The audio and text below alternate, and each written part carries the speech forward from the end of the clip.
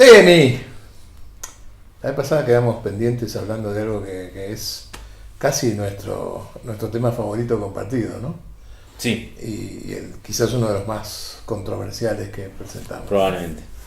Que es nuestra crítica. Nuestra crítica a la autoridad como método educativo. Exactamente. Entonces me parece que valdría la pena aclarar un poquitito esto, si te parece bien, ¿no? Claro. En principio se plantea, o me planteaba yo después que hablamos la vez pasada, que no es que la autoridad en sí sea algo malo, siniestro, perverso, ¿no? Creo que es el tema de la utilización, digamos, ¿no? Porque la autoridad que te da saber más sobre algo, eventualmente, no hablemos ya de la familia, de los padres o qué sé yo, es un hecho importante de alguna manera. Decir que alguien es una autoridad en un tema, no me parece algo execrable, digamos. Sí, ¿no? pero a mí me parece que en el uso que se da de eso. Claro, cuando eso lo usas como poder, Claro. para manipular, para forzar, para presionar, para torcer la voluntad del otro, es donde esto aparece como el autoritarismo, el mecanismo de la utilización de la autoridad como excusa Exacto. para el sometimiento del otro. A mí me gusta la idea de que el único uso bueno, digamos así, de la palabra autoridad es cuando alguien dice, bueno, no, porque fulano es una autoridad en el tema. Uh-huh. En ese sentido, me gusta esa idea de que nuestros hijos sientan que los padres somos una autoridad respecto Claro. del tema de la vida. Claro, Pero bueno. me parece que a eso me gusta más, entonces me gusta más llamarlo confianza. Entonces me parece que lo que hay que construir, más que autoridad, es confianza. Que nuestros hijos confíen en que, como padres, más o menos sabemos de lo que le estamos hablando. Está Sabemos bien. de la vida. Entonces, desde ese lado puedo decir, bueno, tener autoridad, ser una autoridad para nuestros hijos, en el sentido de ser un referente, ser alguien en que ellos pueden confiar, Bueno, ser alguien en que pero- ellos digan, voy a escuchar lo que este tipo me dice, porque me parece que mi papá es Exactamente. alguien más Muy o bien. menos que sabe de lo que habla. Pero como decís vos, igual en la vida, una cosa es Exacto. que vos estés trabajando en un equipo donde el líder de ese grupo sabe más de todo lo que estamos hablando, porque estás hablando de, no sé, de navegación y estás aprendiendo, y el tipo que te enseña es el que sabe, y este tipo detenta cierto tipo de autoridad, porque es el que te está enseñando, y otra cosa es trabajar en un grupo donde hay un líder impuesto, Exacto. que dice el líder soy yo, el jefe Sí. soy yo, Por el que sabe puro soy yo. título. Exacto. Me parece que el uso que no nos gusta de la autoridad es pensar que el título de madre o padre te confiere por sí mismo la potestad de decidir sobre los chicos. Chiste horrible. Adelante. Entra un señor en un lugar donde venden mascotas. Y dice, mire, quiero comprar una mascota, no sé qué mascota comprar. Dice, un perro no, gato no. ¿Por qué no se compra un loro? Dice, un loro. Dice, mire, nunca había pensado en un loro. Sí, los loros hablan, son muy... Ya, me gusta la idea. Dice, bueno, a ver, muéstrame. Dice, bueno, tiene este loro, este es un loro francés, es una especialista en literatura, habla 6 idiomas, tiene un bagaje intelectual de 10.000 libros memorizados, que los puede recitar de adelante para atrás, de atrás para adelante. Una maravilla de loro. Dice, ¿cuánto vale? Y dice, el loro vale $2.000. Dice, $2.000 el loro, ¿qué vale? ¿Y este otro? Ese es un loro alemán, un especialista en matemáticas. Sabe cálculo trigonometral, logaritmos, hace todas las operaciones, es más rápido que una computadora. Usted le da cualquier operación, cualquier cuenta, él se la acuerda durante por lo menos 6 meses y la resuelve inmediatamente. ¿Cuánto vale? Dice, vale $4.000. $4.000, qué bárbaro. Y aquel otro que está allá, que es un poco despeinado, ese es una autoridad musical. Ese es un loro increíble porque ese es un loro que ha viajado por todo el mundo y le pone cualquier pieza de cualquier músico de cualquier época y te dice qué música es, quién lo interpreta, cuándo lo grabó y sabe toda la historia de todas las grabaciones. Y ese vale $5.000.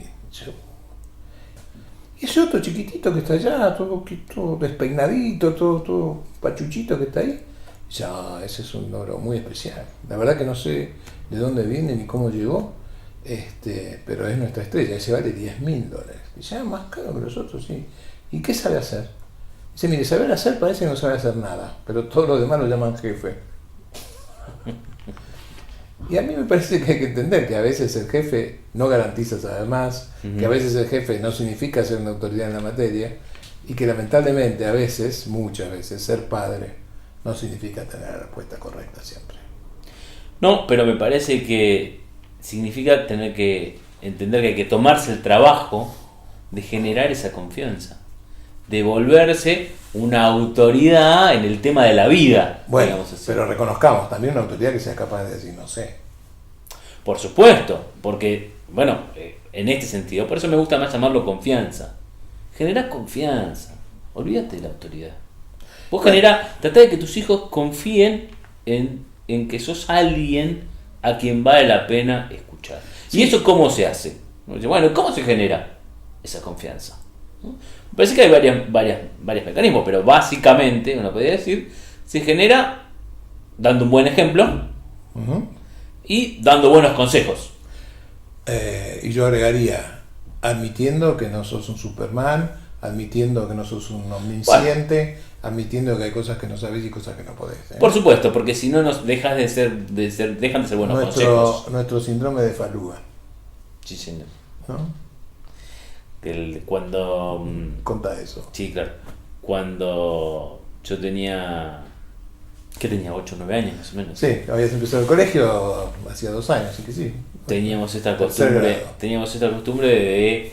Yo te esperaba después de haber leído algún libro durante el día, marcaba alguna palabra que no supiera, que quería decir, y te esperaba que volvieras a la noche para que me contaras qué quería decir esa palabra. Y en general te iba bastante bien. Bueno, vos tenías tu diccionario y podías buscarla, pero era como Pero claro, me interesaba. como un juego entre nosotros. Exactamente, ¿no? una especie de ritual de costumbre. Hasta que un día pasó algo que para mí era impensable en aquel momento. Marqué una palabra que era falúa, exactamente, que es una especie de barco, para que nadie sabe qué era. Y cuando te pregunté qué quería decir, vos me dijiste. No sé. Porque no sabía, de verdad que no sabía lo que era Falúa, nunca la había escuchado. Claro, pero para mi cabeza de niño era imposible eso. Así que te dije, no, en serio te estoy preguntando, decime, de verdad, me volviste a decir que no sabías. Y yo no lo podía creer, porque, o sea, ¿cómo puede ser que haya una palabra que este hombre no sabe? Es una palabra, no es física nuclear. Bueno, uno diría, bueno, se pero supone que yo pensaba en aquel momento. Un rato momento. estuviste rondando y dabas una vuelta y volvías y decías, dale, decime. No sé. Es que yo pensaba, en aquel momento bueno, un hombre grande, más o menos bien, tiene que conocer todas las palabras. ¿Cómo puede ser que haya una palabra que no conozca? Ni más mi papá. Claro, una barbaridad. Decía, bueno, ¿en manos de quién estoy? Esto es terrible. Pero bueno, me parece que es un momento por el que los hijos tenemos que pasar, de darnos cuenta que nuestros padres no tienen todas las respuestas, no saben todo, y está muy bien que los padres reconozcan esto. Sí, de hecho después, si te acordás, agarramos el diccionario, buscamos Falúa, vimos qué quería decir, pusimos ejemplos de cómo se podía usar, digamos así, yo aprendí y vos también. Pero yo creo que en ese momento se estableció el verdadero significado de lo que era ser tu papá o ser una autoridad o tener cierto tipo de autoridad, porque justamente, ¿no?, la humanización del tipo que tiene la responsabilidad de tener a su cargo alguna pauta educativa seguramente tiene que ver con ocupar un lugar determinado, ¿no? Pero ese lugar no tiene que ser de la omnipotencia, me parece, ¿no? Absolutamente, me hace acordar a otro ejemplo que tuve con mi hijo, parecido, donde creo que me equivoqué. Mira. Fuimos con mi familia, con mi mujer y mi hijo. Mi segundo hijo no había nacido todavía. Habíamos ido, no recuerdo a dónde, a visitar a alguien, y habíamos dejado el auto en un estacionamiento. No, porque ese es el ejemplo. Y por ahora Sí. no estamos en el ejemplo, estamos en la autoridad. No, pero es un ejemplo de cómo intentar mostrarle a tus hijos. Borramos entonces. Sí. Me hace acordar esto a un episodio que tuve con mi propio hijo. Ya me lo contaste hace un rato. No.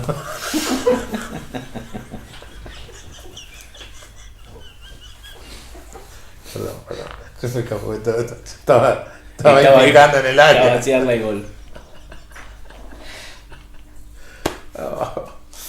Bueno, Estamos. Porque habíamos ido porque intenté mantener esta idea de la omnipotencia de los padres, ¿no? Habíamos ido a visitar a alguien con mi familia y habíamos dejado el auto en un estacionamiento. fuimos a hacer lo que teníamos que hacer. Y cuando volvimos, mi auto estaba atrás de una camioneta que el playero del estacionamiento había dejado ahí. Entonces le pagué al hombre y le dije, ¿podés correrme la camioneta si saco mi auto? Y el hombre se ve que no me escuchó. Y entonces volví a decirle, ¿me corres la camioneta, por favor? Y entonces me dijo, sí, yo te escuché, ¿qué crees? Que estoy acá, haciendo nada, no sé qué. Muy violento, entonces subió a la camioneta esta y la sacó la camioneta así, haciendo un ruido terrible, con bastante velocidad, pasando cerca de donde estaba mi mujer, mi hijo y yo. Fue una situación así un poco violenta, digamos, ¿no? Entonces yo, bueno, subí a mi hijo y mi mujer al auto y salimos de ahí lo más pronto que fuera posible. Y no habíamos hecho una cuadra que mi hijo desde el asiento de atrás me dijo, papá, ¿vos te asustaste con cómo el señor sacó la camioneta? Y yo, que creí que tenía que hacerle el padre fuerte, no sé qué tontería se me ocurrió en ese momento, le dije, no. Entonces mi hijo del asiento de atrás dijo, entonces yo tampoco. Pobrecito. Pobrecito. Y me di cuenta en el momento que había sido un error fatal, porque lo había dejado solo con su miedo, porque obviamente que se había asustado y yo también me había asustado, porque era para asustarse. Claro. Pero no es que yo pensé, bueno, si yo le digo que no me asusto, entonces él no se va a asustar. No es que no se va a asustar, solo que no lo va a contar. Va a hacer lo mismo que vos estás haciendo, se va a hacer el fuerte. Se queda solo. Entonces cuando uno intenta sostener esa omnipotencia como padre o como madre, lo que sucede es que deja a sus hijos solos, con su propia angustia, con su propio miedo, con su propia inseguridad respecto de las cosas. Si uno puede abrir eso, entonces ellos también van a poder decir, tengo miedo, no sé, estoy angustiado, estoy triste. Esta idea de que los padres tienen... Lo mismo que pasa cuando sucede algo malo y se dice a los padres, no llores adelante de tus hijos, sí. porque vos tenés que ser fuerte para ellos. A mí me parece que es mucho mejor compartir eso. Si yo le hubiera dicho a mi hijo, sí, la verdad que me re asusté, él hubiera dicho, yo también, y hubiéramos podido hablar de eso y acompañarnos en nuestro miedo. Seguro. En lugar de eso, él lo dejé solo. Y me parece que es un grave error. Sí, yo creo que es un grave error. Lo que pasa es que, bueno, basar toda la educación o gran parte de la educación en el ejemplo también es un riesgo, ¿no? Me parece que no alcanza. Yo creo que uno está siempre, digamos, a la mirada del otro, ¿no? Nuestros hijos aprenden el 25% de lo que decimos y el 75% de lo que hacemos. Yo tengo un amigo que había tenido un hijo un poco tiempo antes que yo tuviera mi primer hijo, ¿no? Y él me decía, antes cuando yo no tenía hijos, hacía lo que quería, hacía cualquier cosa. Ahora no puedo porque me doy cuenta que me está mirando todo el tiempo y que cada cosa que yo hago es transmisión. Y me parece que es muy cierto eso, que hay que estar atento a eso, al ejemplo a lo que les transmitimos con nuestras acciones. Muchas veces transmitimos con el ejemplo algo totalmente opuesto a lo que les decimos. ¡No grites! Claro. Bueno, no grites, pero estás gritando. Con el ejemplo estás transmitiendo la idea de gritar. Exacto. Vamos a hablar sobre la mentira. Si llama a alguien, decirle que no estoy. Claro. Claro, totalmente. Y me parece que, como vos bien decís, si tiene que prevalecer alguna de las dos, va a terminar prevaleciendo lo que hacemos y no lo que decimos.